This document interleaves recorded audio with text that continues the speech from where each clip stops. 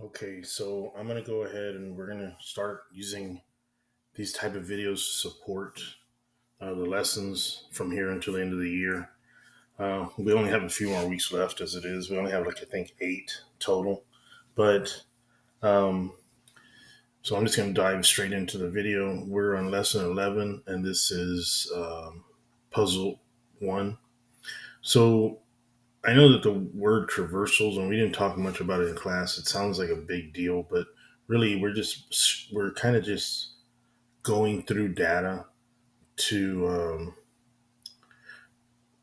have it's actually the code is going through data to try to find specific pieces that we're telling the computer to find. Um, this is really an important piece when you're programming um, code for, say, a big company that has a bunch of data, like I don't know, like a credit card company, or like even a company that has a billing cycle, like our water bill comes from the city. Well, the city has a big database of names, addresses, things like that. And so we've been going with data for the last couple of weeks, and so I'm going to go ahead and dive into puzzle one. Um, Try not to talk too much. I'm just going to go straight to the puzzles. That way, you have some support. So this one, it says this program traverses two parallel lists to print the price of each piece of fruit. There are two other parallel lists of students and what grades they're in. Read the code and run it to see how it works, and then add the code to the program to print the name and grade of the 5 students. So basically, what they're looking for is that at the end, when you run this, it'll show up right here in the debug console. Um, One of the things is that you have to remember our lists that we normally get on our practice are going to be correct, but remember you always have a variable on your list, and if it's a string, it has to have quotation marks, and if it's numbers, it has to have no quotation marks, basically. So just keep that in mind when we're creating lists, especially when we do the make tomorrow. This is practice, so right now, if I punch run, we want to see what the program does. And if you run it, it says apples costs, and it's pulling from this list right here. It says apples, bananas, peaches, pears, oranges, and that's what it says. And it even has the prices too. Um, where you get the rest of it, of course, since you know most of us understand where the code comes from. Right here, we created another variable called fruit and price. It's a little bit different. If you notice, I take off the S, and we created a loop. And this is the part you refer to as a traversal part of it. So what it's doing is it's going through the data, and it creates a variable called I, and it sets it to 0 because it's trying to create a counter right here at this point. So I will increase by 1 every time the loop is run. This piece right here tells us that I is less than fruit's length. Now remember, fruit's length specifically tells the program I need to find the length of this list right here. And since this one has the same corresponding values, it's got 5 prices and 5 fruits. We know it's going to run 5 times. So it already tells the computer. Basically, what this loop says is, I want to set the variable I, which is sort of like an index variable, set it to 0, and I is less than the length of the list, basically. And every time it runs through, it's going to add 1. So when it's going through the first time, it says fruit equals fruits index I. So as an example, the very first one says variable I equals 0. Well, the first time it runs, it's putting a 0 here. It's going up here to this list and saying, hey, the first one's 0, which is apples, and I need that one, that piece of information. And I also need prices, and I'm taking the I from this value right here. So it's zero 0.9. So once it runs through, it's just basically grabbing that information, pulling it in. It says console log apples, and then it says plus open quotation, and you see that they actually put a space. If I change that, it's going to change right here. Um, like if I wanted to put our, well, not going to give you extra examples, but basically it's just putting this piece cost right here, and that's where the spaces come from, is these spaces right here. And then you put price. And so that's how that comes out. That loop creates that little effect.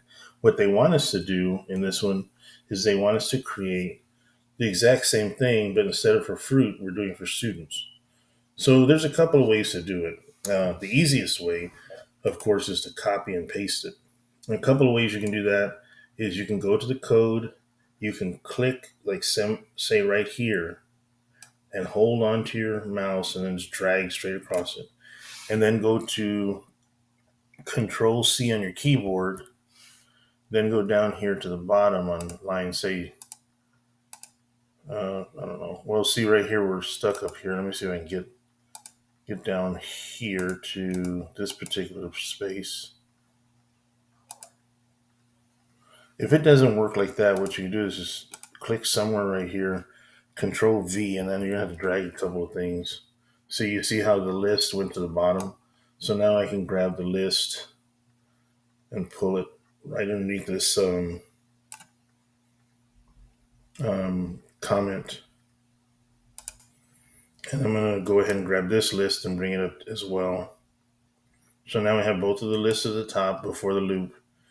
Now we're going to change a couple things. For one, it's no longer fruits, it's actually students. Students corresponds to fruits.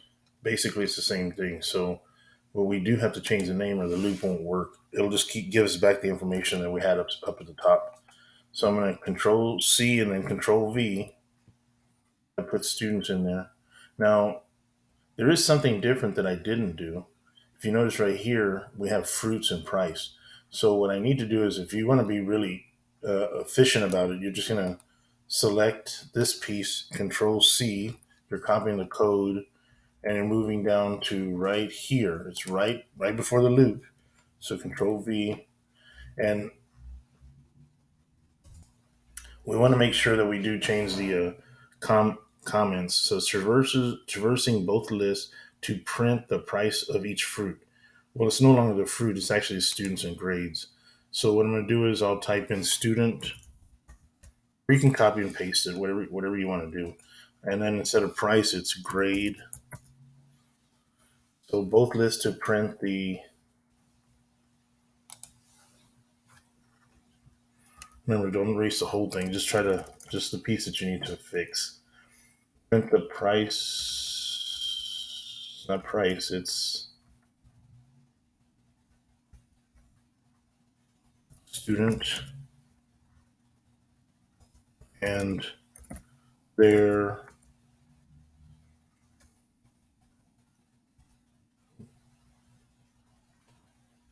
and the grade. Oops, I'm sorry, I'm having trouble with spelling this morning. So grade. And then that's good enough for a comment. So you notice I did change the student and grade. I go down here and I have students length because that's the length of the list. And where it says fruit, we're actually putting in student. So Control C, Control V, and now I'm changing grade, Control C, Control V, because we have to update the variables. Remember, it's no longer fruits, it's students. So I'm going to Control C, Control V, and if you want to, you can just come up here and grab grades as well, or you can type it in whichever you want. I always feel more safer copying, because that way I know there's no misspelling. The only other thing I need to update is this piece right here. So if you notice, it says student. Remember, student and fruit were basically the same thing, except for, of course, it deals with different lists. So I'm going to Control C, Control V, Control C, and Control V. Now, if I run this thing right now, you're going to see the word cost. I'm going to give an example. Reset it, run it, and now you see it says peaches cost 1.9, pears cost, and this is Angelo costs $11 or 11. Now, if you it costs 11, what we need to do is update this piece right here. So we're trying to say the student or Angelo is in the 11th grade. And in fact, you can do it like this if you want to. Student is in the. Now, if you put that, that's going to change this piece right here. Um, what you might want to do is just to make it where it's sensible to the person reading it. It says Angelo is in grade. Now remember, because I'm typing grade inside of the quotations, this is not a variable. This is a word. It's a string. So now if I punch reset and run it, I get Amelia is in grade 10. Angelo is in grade 11. So that basically completes the puzzle. And you did what they asked you to do. I know it's a little bit different than. Well, no, actually it's the same. Okay, yeah. I couldn't remember. I didn't see the instructions. But that's puzzle one. I'm going to try to go through the other puzzles a little bit faster, but hopefully that explains basically what we're doing today.